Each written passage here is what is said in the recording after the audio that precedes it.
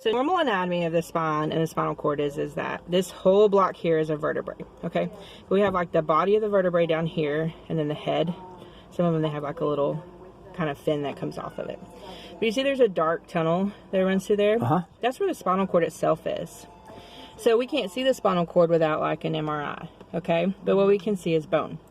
So here at the body of the vertebrae, do you see between each of them there's a dark space? So there's like a dark line right here. Okay. You see that? So that is where the discs are supposed to sit. And the discs are supposed to be like shock absorbers. They're gelatinous, keeps the vertebrae from banging against each other and hurting. Sure. Okay? But notice, like we have normal disc space in all of these areas. See right there where there's none. Yes.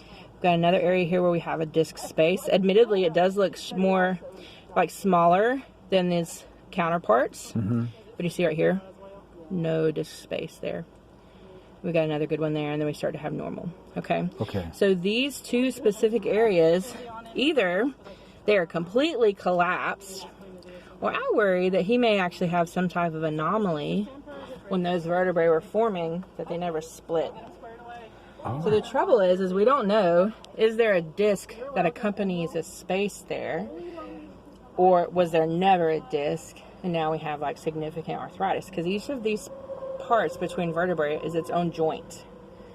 And so, you know, that's where we see arthritis is in joint spaces. Okay? So the trouble is if a disc is not here in the space where it's supposed to be, the most common place it goes is up. And what did I tell you was up? The spinal cord runs through there. So if the disc is pushing up, it will compress on the spinal cord. And the spinal cord does not like being touched. So when that happens, it immediately becomes inflamed. If it's severe enough, they aren't able to walk at all. They drag and knuckle, okay? He's able to walk, right? But he's very painful. He has reflexes. I can pinch his toes and he can feel it and pull back.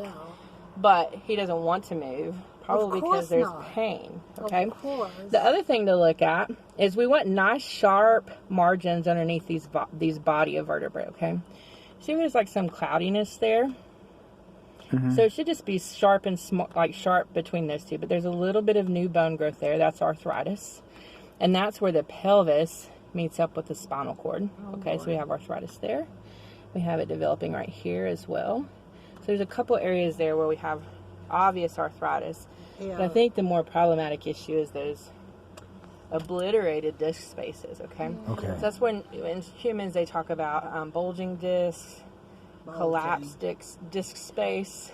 What was there's other ones, just different things like that, okay? So the trouble is like we don't know if these are degenerative, meaning they've come on with time, or if he was born with some of this that